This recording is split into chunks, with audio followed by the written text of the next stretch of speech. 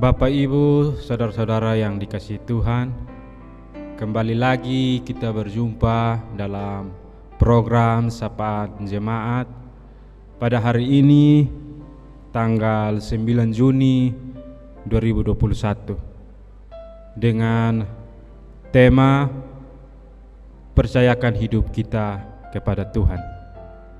Bahan bacaan kita pada pagi hari ini terambil dalam 1 Samuel pasal yang ke-9 ayat yang pertama hingga ayatnya yang ke-14. Namun sebelum kita membaca dan merenungkan firman Tuhan, saya ajak Bapak, Ibu, dan saudara-saudara sekalian untuk kita menghadap Tuhan di dalam doa. Mari kita berdoa. Tuhan Allah Bapa kami yang di surga, terima kasih Tuhan karena atas berkat dan anugerah-Mu, Engkau masih menjaga dan melindungi kami masing-masing dengan setiap aktivitas serta tugas panggilan kami masing-masing. Tuhan, di hari ini kami mau mendengarkan sedikit daripada kebenaran firman-Mu. Kiranya Engkau memberkati kami sehingga dalam kami mendengarkannya kami dapat memahami dan kami juga dapat melakukan dalam kehidupan kami hari lepas hari. Tuhan, Engkau berkati hamba-Mu yang akan menyampaikan renungan ini. Kiranya apa yang keluar dari mulut bibir hamba-Mu semua karena kehendak-Mu Tuhan Yesus. Di dalam nama Tuhan kami telah berdoa. Amin. Mari kita membaca firman Tuhan yang terambil dari 1 Samuel pasal yang ke-9 ayatnya yang pertama hingga ayatnya yang ke-14. Saya akan membacakan kepada kita 1 Samuel pasal 9 ayat yang pertama hingga ayatnya yang ke-14 dengan perikop Saul diurapi menjadi raja. Ada seorang dari daerah Benyamin namanya Kis bin Abel bin Seror bin Bekorat bin Afiah, seorang suku Benyamin, seorang yang berada. Orang ini ada anaknya laki-laki namanya Saul, seorang muda yang elok rupanya. Tidak ada seorang pun dari antara orang Israel yang lebih elok daripadanya. Dari bahu ke atas ia lebih tinggi daripada setiap orang sebangsanya. Kis, ayah Saul itu kehilangan keledai-keledai betinanya. Sebab itu berkatalah Kis kepada Saul anaknya, ambillah salah seorang bujang, bersiaplah dan pergilah mencari keledai-keledai itu. Lalu mereka berjalan melalui pegunungan Efraim, juga mereka berjalan melalui tanah Saliza, tetapi tidak menemuinya. Kemudian mereka berjalan melalui tanah Sahalim, tetapi keledai-keledai itu tidak ada. Kemudian mereka berjalan melalui tanah Benyamin, tetapi tidak menemuinya. Ketika mereka sampai ke tanah Zuf, berkatalah Saul kepada bujangnya yang bersama-sama dengan dia, mari kita pulang, nanti ayahku tidak lagi memikirkan keledai-keledai itu, tetapi khawatir mengenai kita. Tetapi orang ini berkata kepadanya, tunggu, di kota ini ada seorang abdi Allah, seorang yang terhormat. Segala yang dikatakannya pasti terjadi. Marilah kita pergi ke sana sekarang juga. Mungkin ia dapat memberitahukan kepada kita tentang perjalanan yang kita tempuh ini. Jawab Saul kepada bujangan itu, tetapi kalau kita pergi, apakah yang kita bawa kepada orang itu? Sebab roti di kantong kita telah habis, dan tidak ada pemberian untuk dibawa kepada abdi Allah itu. Apakah yang ada pada kita? Jawab bujang itu pula kepada Saul, masih ada padaku 1/4 sikal perak. Itu dapat aku berikan kepada abdi Allah itu, maka ia akan memberitahukan kepada kita tentang perjalanan kita. Dahulu di antara orang Israel, apabila seseorang pergi menanyakan petunjuk Allah, ia berkata begini, mari kita pergi kepada pelihat, sebab nabi yang sekarang ini disebutkan dahulu pelihat. Kemudian berkatalah Saul kepada bujangnya itu, "Pikiranmu itu baik, mari kita pergi." Maka pergilah mereka ke kota, ke tempat abdi Allah itu. Ketika mereka naik jalan pendakian ke kota itu, mereka bertemu dengan gadis-gadis yang keluar hendak menimba air. Maka mereka bertanya kepada gadis-gadis itu, "Pelihat ada di sini?" Jawab gadis-gadis itu kepada mereka, "Ya, ada. Baru saja ia mendahului kamu. Cepat-cepatlah sekarang. Ia datang dari kota hari ini karena ada perjamuan korban untuk orang banyak di bukit pada hari ini. Apabila kamu masuk ke kota, kamu akan segera menjumpainya sebelum ia naik ke bukit untuk makan. Sebab orang banyak tidak akan makan sebelum ia datang, karena dialah yang memberkati korban. Kemudian barulah para undangan makan. Pergilah sekarang, sebab kamu akan menjumpainya dengan segera." Maka naiklah mereka ke kota, dan ketika mereka masuk kota, Samuel yang berjalan keluar untuk naik ke bukit berpapasan dengan mereka.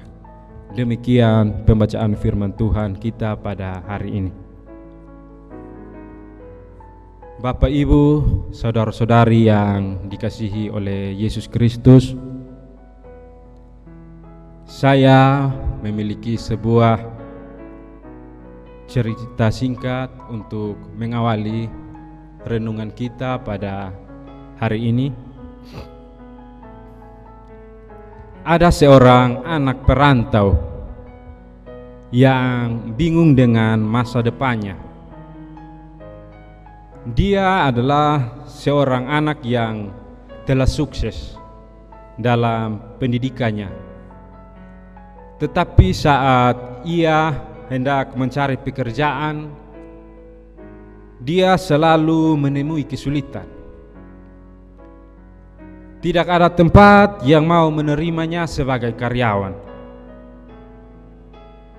Oleh karena apa yang dia alami ini, timbullah rasa putus asa dalam dirinya. Timbul kecemasan, ada rasa pesimis, dan tidak ada rasa percaya diri. Dia ragu dengan apa yang akan terjadi dengan masa depannya. Namun di tengah keraguan yang dia alami, dia memilih untuk pulang ke kampung halamannya. Saat dia pulang ke kampung halamannya, ternyata hidup dan masa depannya pun berubah.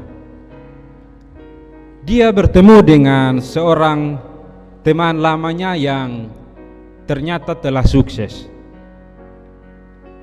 Dan di tempat teman lamanya ini bekerja, ternyata sedang membutuhkan karyawan baru. Dengan demikian, akhirnya kegelisahan, kecemasan yang dialami oleh si anak perantau ini berubah menjadi sebuah sukacita, karena dia pun diterima dan bekerja di tempat di mana temannya itu bekerja. Perubahan yang baik terjadi dalam hidup anak ini. Bapak, Ibu, saudara-saudara yang dikasihi oleh Yesus Kristus, hal serupa pun yang dialami oleh Saul. Dia merasakan putus asa dan bingung saat mencari keledai-keledai ayahnya yang hilang. Pertemuannya dengan Samuel pun terjadi secara tidak terduga. Dan disitulah awal perubahan hidup Saul terjadi. Tidak ada yang menyangka Saul yang dahulunya merasa diri kecil dan tidak layak itu justru dipilih Tuhan menjadi raja atas Israel. Dari semua rentetan peristiwa itu, kita menemukan bahwa betapa Tuhan ada di balik semua kisah itu. Dengan peristiwa yang meskipun sederhana namun diatur oleh Allah, kehilangan keledai yang dialami oleh ayah Saul, akhirnya Saul dipimpin Allah untuk bertemu dengan Samuel. Dan dengan demikian mereka bertemu, akhirnya jalan hidupnya pun berubah dan Saul menjadi raja atas Israel. Jauh sebelum semua peristiwa itu terjadi, Tuhan telah memberitahukan semuanya kepada Samuel. Itu dapat kita lihat dalam bacaan kita di ayatnya yang selanjutnya, dalam ayat yang ke-15 dan 16. Tuhan telah mengatur jalan hidup dari seorang Saul. Melalui kisah ini, Alkitab mengingatkan kita tentang siapa perancang kehidupan manusia yang sesungguhnya. Setiap hari kita berjumpa dengan banyak orang. Setiap perjumpaan itu pasti memiliki makna dan arti yang penting. Bahkan bisa saja mampu mengubah hidup kita. Percayalah bahwa Tuhan selalu berkarya dan berada di balik setiap peristiwa kehidupan kita. Perjumpaan yang mengubah tentulah sangat penting bagi kita. Tetapi perjumpaan kita dengan orang-orang biasa di sekitar kita pun bukanlah hal kebetulan atau bukan tanpa arti. Sebagai manusia, kita terkadang merasa pesimis, kurang percaya diri, merasa tidak mampu, merasa rendah diri, dan menganggap hidup kita sendiri tak ada artinya. Kita seringkali dipertemukan dengan pertanyaan mengenai apa yang akan terjadi pada diri kita esok hari. Bagaimana masa depan saya suatu saat nanti? Ada kecemasan dalam hati kita, ada keraguan dan sebagainya. Tetapi yang perlu kita ketahui bahwa di dalam kitab Yeremia pun Tuhan Allah telah berkata bahwa Dia merancang kehidupan setiap dari kita yang percaya kepadanya. Bapak Ibu yang dikasihi Tuhan, hidup kita memang misteri, terkadang tidak mudah untuk ditebak. Namun satu hal yang pasti, Tuhan Allah berkuasa memerintah dan menata segala sesuatu. Tidak ada kebetulan dalam hidup ini karena Tuhan Allah bekerja dalam segala sesuatu. Tuhan memberkati kita semua. Amin.